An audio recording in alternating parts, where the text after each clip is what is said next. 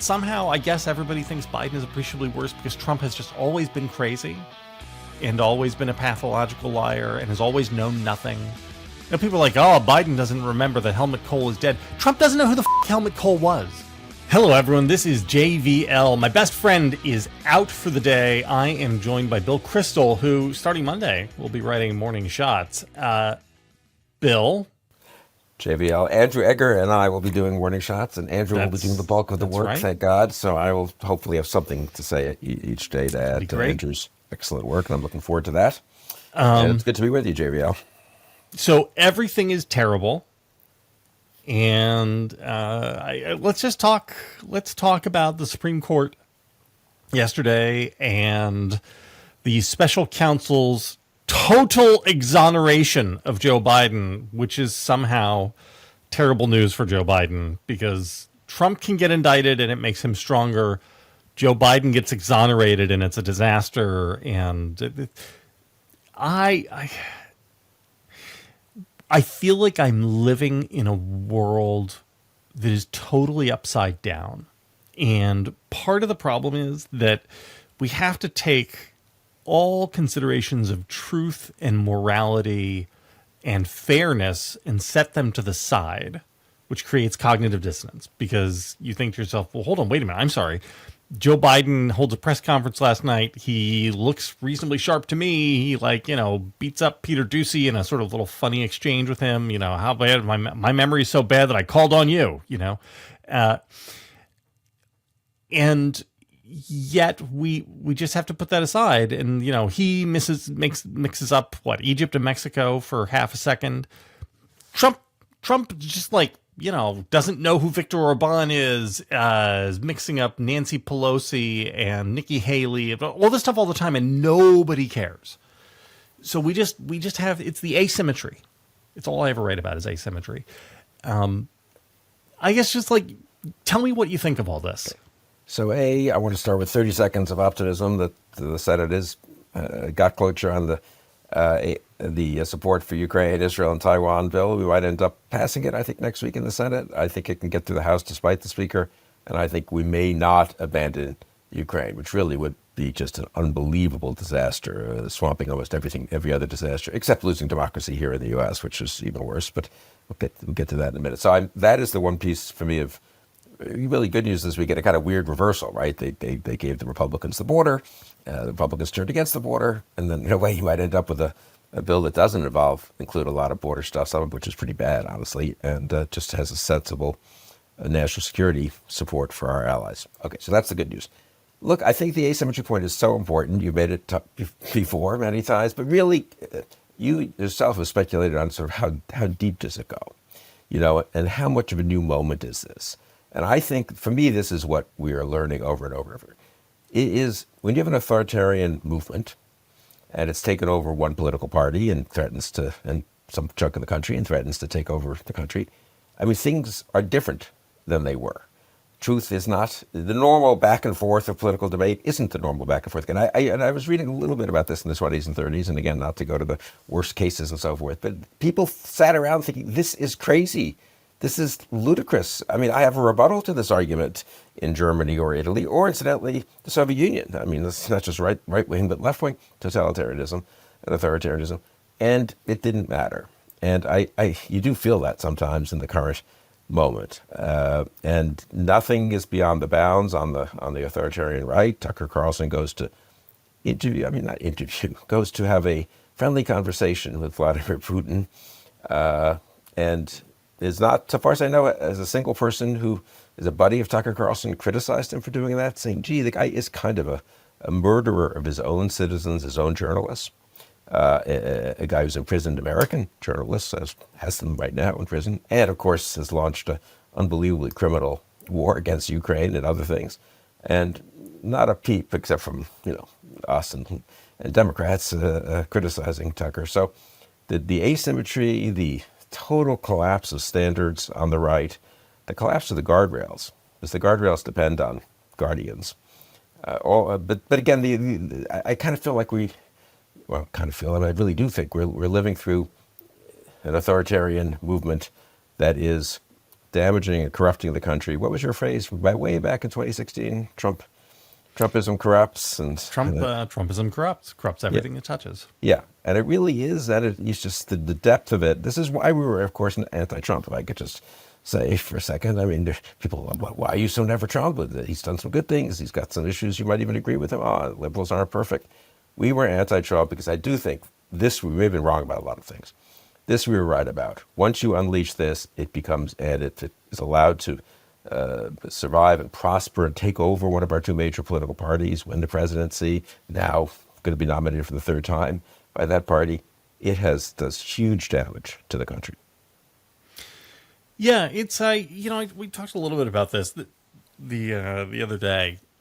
Just the fact of having the same guy nominated 3 times in a row by a party is so ahistorical for America, right? This is you would expect this in Bolivia, right? And with no signs that he wouldn't be nominated for a 4th time, right? God willing, Joe Biden wins this. Who is the odds-on favorite to be the nominee in 2028 for the Republican Party? Donald Trump, obviously, right? But I don't. So, what is the way to encounter this upside down world? Because I had thought early in the Biden term that the answer was that Biden should have gone full bore in an attempt to Trump-proof America as much as possible, meaning he should have turned D.C. into a state. He should have done whatever was necessary, broken the Democratic majorities if necessary to pass H.R. 1 and try to build actual guardrails, more guardrails into the system.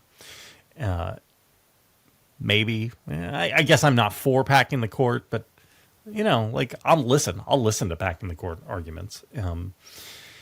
And Biden chose the sort of, I'm going to take the temperature down and we're going to return to normal. We're going to govern as if it's normal.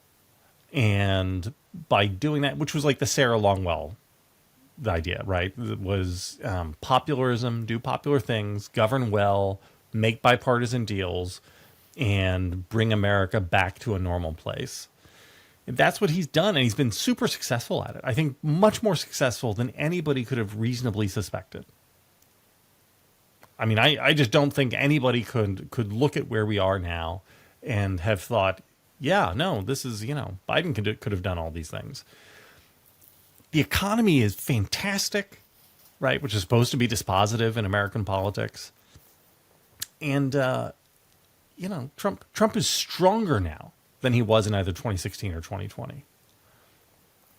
So what I guess, first of all, what should have been done? Yeah, I don't know. I mean, that is, we can't run the counterfactual. Yeah, I mean, I think the downside to what you're saying is you could end up doing, let's call them radical things, confrontational things to try to Trump-proof the system. You wouldn't really Trump-proof the system anyway, because once the Republicans won Congress, they'd roll some of it back. And once Trump, if it alienated enough voters so Trump would win in 2024, of course he would overcome a lot of these guardrails quite quickly. So that's the argument, I'd say, the limitations of the more radical approach. Not to say that some of those things, though, selectively done and explained, and, persuasively might have been wise to do. I do think there's some case for that. I mean, people treat Roosevelt in 1937, the court packing, as what an idiot, I'm crazy, and all this. First of all, it kind of worked. The court famously switched afterwards. And secondly, he wasn't like being just a willful guy who'd won a huge re-election. There was a little of that. But he actually,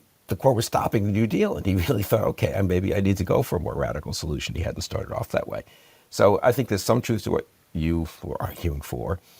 I think there's, a lot of truth to the more build a broad consensus. I don't know that he's done it quite. So he's governed pretty well in policy, whereas administration has governed pretty well in policy. Or policy's worked out pretty well, but I'm not quite as enthusiastic as you. But certainly more like a B+ than a C-, that's for sure. But I would say two things. If you want the return to normalcy, you need to win in 2024. Obviously, that always should have been a key factor. And normalcy is not Joe Biden running for re-election. Now, here you and I are just always different. You think successful one-term president, you run for re-election. I think he is too old. He's evidently too old. He's getting older. You got a very good bench. You do the handoff. It's a little complicated and messy. but I think it would succeed to the Whitmer Shapiro generation. And that is a return to normal American politics. Not having an 82-year-old running against a 77-year-old. It opens you up so much, leaving everything else aside.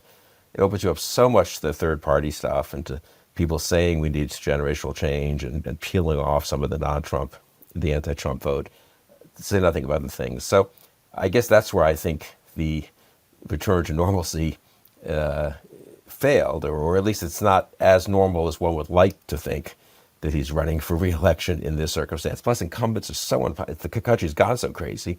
Everyone's so unhappy about things. Maybe they'll get persuaded the economy's better than they realize, but maybe they won't. And it's just better not having an incumbent running. So these governors who won in the swing states, I think, are the normal, the really aggressive normal strategy. The not so normal strategy would be find your best governors, put them on a ticket in the key state, best governors from the key states, and let them defeat Trump in 2024. But at the end of the day, you got to beat Trump in 2024. I mean, that's the key, and whether it's Biden or someone else. Well, I have a couple objections to that, but one has always been that you can't just put Josh Shapiro and Gretchen Whitmer on the ticket. And that so Sarah and I talked about this last week, and I'm interested in your take on this. It is one thing to say if we could hop into an alternate timeline where Josh Shapiro is the nominee, that would be better. But what are the odds of that, right? I mean, realistically, let's dial it back to 2022 and say Biden gets out. I actually think there's like a 60% chance that the nominee is either Gavin Newsom or Kamala Harris. And do you think either of those are preferable to where we are now? Because I don't. I think 60% is too high. I think a vigorous primary competition, which one of them prevailed over Josh Shapiro and Buttigieg and everyone else, would be yes. I think that candidate would have ended up stronger than Biden is now. Okay. And incidentally, I'm not convinced that Harris isn't stronger than Biden. And I say this as a big Kamala Harris doubter. I think all of us who are close to it and realize that, he forgets a few names, but he's okay. I think we're too close to it in a visual age and a TV age. TV is old fashioned. What do you call it? Video age of seeing snippets on video. I just worry so much about. I hope I'm wrong. Incidentally, I hope that as the campaign progresses, people kind of calm down and they reelect Biden, assuming Biden remains the candidate. No, but I guess that would be my answer. My answer is. Normalcy is a healthy primary contest in which the party selects someone who's 55 years old and they put together a ticket, and it's not perfect, but I think that really does beat Trump in a way that I think Biden is harder. That's just my unprovable theory. Yeah. And what about again, this is weird because it's talking about fairness, which we shouldn't bother with, but so you do the split screen between Biden and Trump. It is not clear to me that Biden is any more disqualifiable in the, if I am an observer looking at them, and I have trouble, honestly, even putting myself in the mind of somebody who looks at the two and can't make up their mind. We got to see Trump as president, right? I mean, it's not like it's not a fresh face, right? Normally when you have an insurgent campaign against an incumbent president, it's a fresh face. You can project onto it whatever you want. We all saw it. Right? We all saw 6% unemployment and the stock market imploding. Like, we were there. And you see him with his man-woman camera, Nancy Pelosi, I'm running against Nancy, all this other stuff. You put it, again, just visual age. Put them on a split screen together. It's not clear to me that Biden is appreciably worse, but yet somehow I guess everybody thinks Biden is appreciably worse because Trump has just always been crazy and always been a pathological liar and has always known nothing. People are like, oh, Biden doesn't remember that Helmut Kohl is dead. Trump doesn't know who the fuck Helmut Kohl was. Yeah, but as you say, he's insulated from that a little because he's been president. I mean, which is maybe wrong, but he was president 4 years, so what if you remember?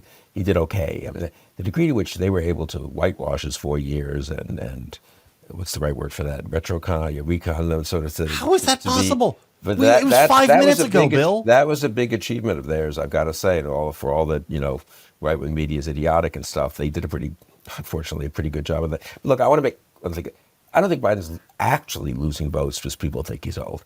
I think his being old is such an excuse for all those people we know some of them, who are in between, who aren't comfortable with the Democratic Party, who half buy some of the other arguments about immigration and whatever it is.